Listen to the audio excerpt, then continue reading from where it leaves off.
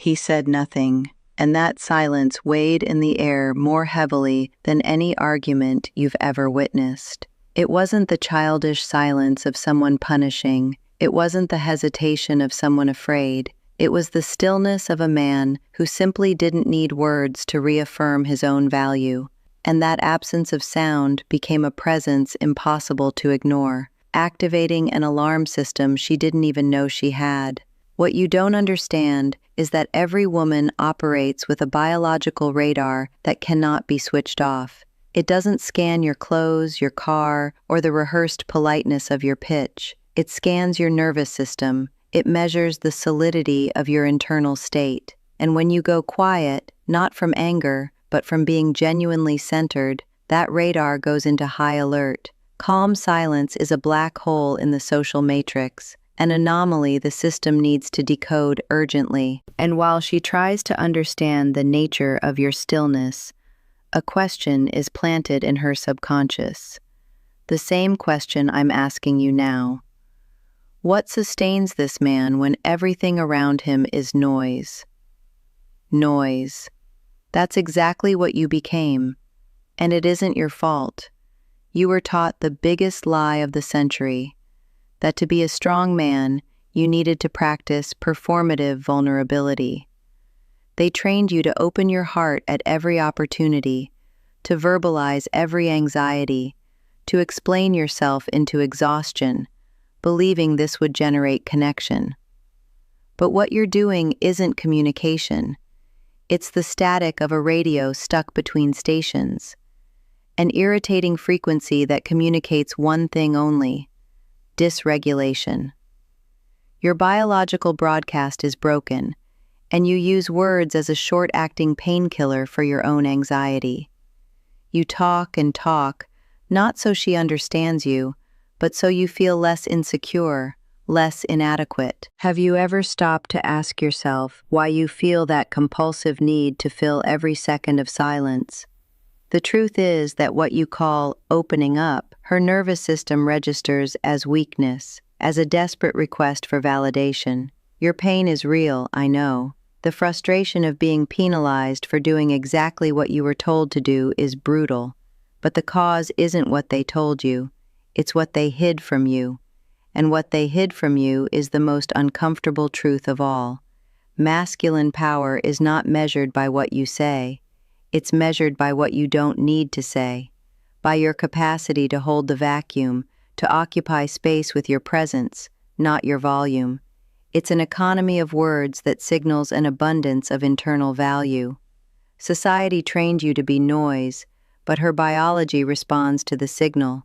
And the most powerful, most unmistakable signal is sovereign silence. By the end of this video, you'll understand exactly why the words you don't say are the ones that define your value, and why no one ever had the courage to tell you this so directly. Tell me in the comments right now, have you ever felt that the more you tried to explain yourself to a woman, the worse the situation got? I read everything. But if speaking less is the answer, why does a certain type of silence destroy attraction faster than any words? The crucial difference that 99% of men miss is our next stop. The silence that destroys attraction faster than any words is the silence of the people pleaser. It's your hesitation to disagree, your pause to calculate the answer she'll like most, your retreat from any friction. You think you're being kind, but what her biological radar detects is something entirely different. As a researcher of human behavior, I didn't learn this only from books.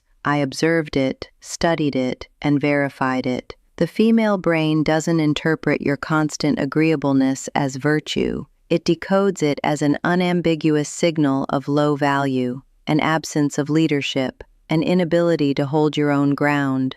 The passive, approval-seeking man is a biological repellent. This isn't a conscious preference. It's a verdict issued by the limbic system before a single thought is formed. Your effort to be harmless makes you invisible. The radar isn't searching for a low-maintenance pet. It's scanning the darkness for the solidity of a nuclear submarine, something with mass, with contained power, with the capacity to alter reality. And your compliant silence emits no signal at all. It's just dead space on the sonar. The mechanics of this failure are precisely calibrated. Your total availability eliminates tension. Desire doesn't grow in certainty. It's born in doubt, in possibility, in the slight edge of controlled danger. The people pleaser systematically destroys all of that by handing everything over, all the time. He's the open book no one has any reason to read. What the female limbic system craves is not a man who disarms himself. It's a man with loaded weapons and iron discipline. The metaphor matters. A woman doesn't desire a man's violence. She needs to feel he has weapons and knows how to use them, and more importantly, knows when not to. Those weapons are his limits, his ability to say no and hold it, his non-negotiable code. The nice guy is a soldier who went to war without his weapon, believing his goodwill would protect him. How many times have you swallowed a clear disrespect, canceled your own plans, or bent a limit you set, just to keep the peace, only to receive quiet contempt in return? That isn't a choice she makes. It's her amygdala, the brain's threat and opportunity detection center, scanning you and registering your need to please not as kindness, but as a resource deficit. The long-term consequence is your psychological castration. You become the trusted friend, the emotional safe harbor, the man she calls crying about the guy who ignores her, the same guy who instinctively understands the power dynamics you reject. You become a fixture, a free emotional resource, but never the destination. Your value is so diluted by your constant supply that it ceases to exist. And the cruelest part, you believe you're acting with integrity when you're actually operating from fear. Fear of rejection, fear of conflict, fear of being alone. And that fear leaks into every interaction, in every hesitant silence. But this neurological reaction, the one that dissects you and discards you, only happens with one specific type of silence, yours, the silence of collapse. If you get your internal state wrong, the same act of going quiet that could generate devastating attraction becomes a weapon of mass repulsion, your final sentence to invisibility. The weapon of mass repulsion isn't silence itself, it's what the silence reveals about your internal state. The punishing silence, the man who shuts down sulking, is a wordless scream for attention, a nonverbal tantrum that communicates reactivity and weakness. It's the attempt of a boy to control his environment because he can't control himself. Sovereign silence, on the other hand, is our first pillar of construction. After years studying the neurobiology of attraction, what I'm about to tell you will change how you see every single interaction. A man's value is measured by his capacity to not need external validation. This isn't self-help philosophy, it's biological fact. Evolutionary psychology calls this an honest signal. Your calm in the face of her chaos is the modern equivalent of the hunter who was unmoved by the storm, an irrefutable signal of resilience and strategic superiority. She doesn't need to understand this consciously. Her nervous system, forged across millions of years of selection, recognizes strength before her mind can form a thought about it. The mechanics of detachment are what separate the king from the servant. The man who doesn't need her reaction to validate his own emotional state becomes the anchor in the storm that is the feminine psyche. Understand this. Feminine energy is, by nature, fluid, chaotic, testing. She'll push you, provoke you, and flood you with emotion, not out of malice, but to test the solidity of your structure. The average reactive man is swept away by that current. He explains himself, gets irritated, justifies himself, desperately trying to calm her waters so he can feel safe. The sovereign man is the emotional anchor itself. He watches the waves of her emotion break against him, unmoved. His calm isn't a technique. It's the expression of an internal center of gravity that doesn't depend on her. He doesn't ignore her. He simply doesn't allow her chaos to become his. That stability is what she craves at a primal level. It's the security no comfort word can provide. Tell me honestly, when was the last time you acted from your own code of values, indifferent to whether she'd approve or not? This capacity to be the anchor is the first step out of invisibility. It's the foundation on which everything else is built. Now you know the difference between a king's silence and a child's. But what if I told you that this silence can be used to force her to confront herself, completely inverting the power dynamic? This brings us to the power vacuum. Listen, you think silence is about you, a demonstration of your control, your strength, your composure. That's a juvenile mistake. The power of your silence has nothing to do with what it projects. It has everything to do with the vacuum it creates. Nature, in its brutal wisdom, abhors a vacuum, and the female nervous system even more so. When you stop talking, when you cease your desperate broadcast of noise, you create a black hole in the fabric of social interaction, a power vacuum, and she, by a biological imperative she cannot control, is forced to fill it. She fills it with her own insecurities, her own projections, her own doubts, and, crucially, with an excruciating curiosity about you. You stop being the performer trying to entertain and become the eye of the hurricane itself. The power isn't in the circling winds, your words, your chaos. The power is in the calm, silent center that commands the entire structure. Whoever speaks first, whoever fills the vacuum first, is the one who needs it more, is the one who surrenders the power.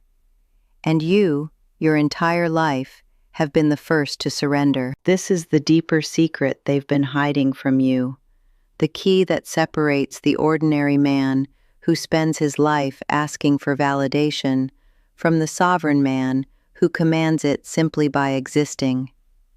Behavioral science shows that your sovereign silence activates a specific region of her brain called the default mode network, the DMN. And do you know what that network does? Introspection, self-awareness. When you go quiet, her brain is neurologically forced to stop reacting to your noise and begin processing itself.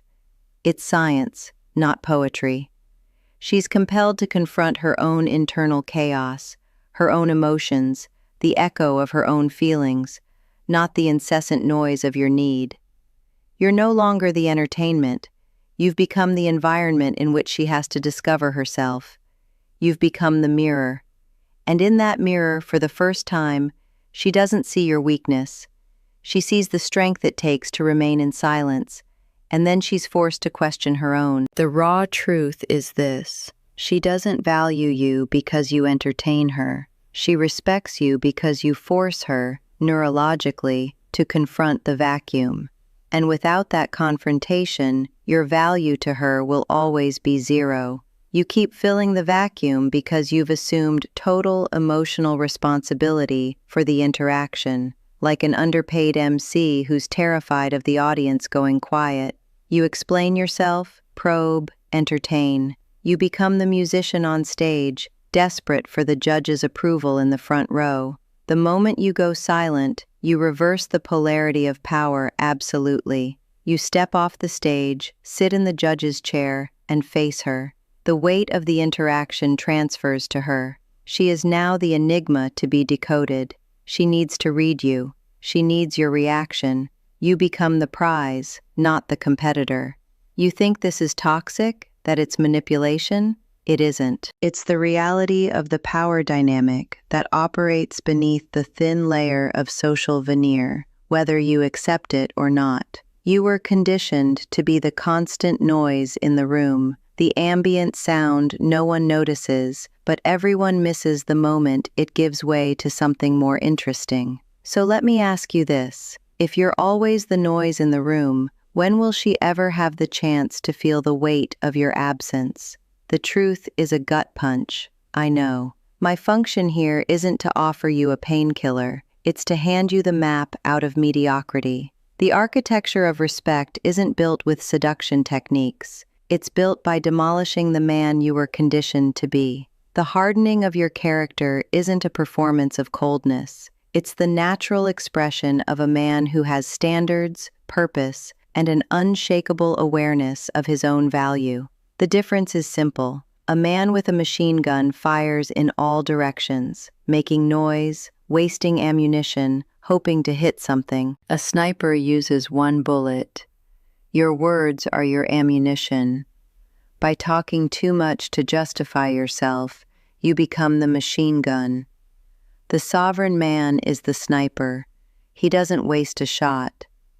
Behavioral science shows that this economy is a pre-selection signal. He doesn't need her validation because he's already been validated by his own mission. That authenticity generates a neurological signature no performance can replicate. Because her biological radar doesn't detect what you say, it detects who you are. That purpose becomes your fortress. A fortress not with walls to keep the world out, but with foundations so deep that no rejection, no loss, and no judgment can shake it. The sovereign man places no woman above his mission, not from coldness, but from a brutal understanding of reality. The universe and female biology punish the man who abandons his own territory in exchange for approval. He understands that his words are high-value currency, and spending them in justifications or to soothe her anxiety is the bankruptcy of his value as a man. After years of observation, I've confirmed an irrefutable pattern. The female of our species was shaped by evolution to identify and feel repulsion toward the male who signals emotional dependency. The man who needs her to feel complete is, by definition, incomplete. He's a liability. Your internal fortress is what makes you safe to her, not your desire to please her. Now be honest with yourself. Do you already have that fortress? Or is your identity still a structure built on rented ground, vulnerable to the first breath of her disapproval? That internal fortress manifests in every interaction, not in what you say, but in the space you command when you say nothing. Your words, when used, are pillars holding up the ceiling. The space between them is the environment where mystery, tension, and attraction breathe. The ordinary man fills that space with the rubble of his insecurity, jokes, justifications, questions seeking validation. He plants so many pillars, there's no room left for any real space at all. The sovereign man understands the architecture of desire. He knows attraction isn't negotiated with arguments and isn't begged for with gestures of submission. It's born in the vacuum he creates, in the silence that invites her imagination to do the work. He radiates a fundamental truth that reverberates at a preconscious level, the inevitable conclusion of everything I've shown you. Female desire is never requested, it's triggered. That's why any attempt to use this as a technique is doomed to fail. You can't fake having a fortress. But how do you build one that's real? How do you make it part of who you are? That brings us to the final stage, the transformation of your default state. The last illusion is believing silence is a tool to be used. It isn't. It's the symptom of a final diagnosis. Either you're the man who commands respect without needing words, or you're the noise that begs for it. There is no middle ground. We've reached the end of the theory, and the verdict is this. The journey wasn't about learning to stay quiet. It was about executing the weak man inside you, the one who uses words as a painkiller for his own sense of inadequacy. The scales of the social lie have fallen. The clarity is absolute, almost unbearable. You see the architecture of power stripped bare. Your calm isn't a performance. It's the result of a center of gravity that doesn't depend on external validation. Everything else is fraud. That's why trying to use silence while boiling inside is useless. It's like trying to learn to swim by fighting the water. You only float when you relax and accept that the depth isn't your enemy. Silence is the water, and it drowns you or holds you up, depending entirely on your internal state. So here we are, at the final fork in the road. On one side, the familiar path of noise. You keep being the echo, the entertainer, applying empty techniques that only amplify your need and accelerate her contempt. On the other, the path of the signal, the brutal acceptance that your value is non-negotiable, and the quiet reconstruction of your sovereignty. The choice is yours. The universe doesn't care which path you take. In the end, the world doesn't bow to the man who shouts. It stops to listen to the man who has nothing to prove.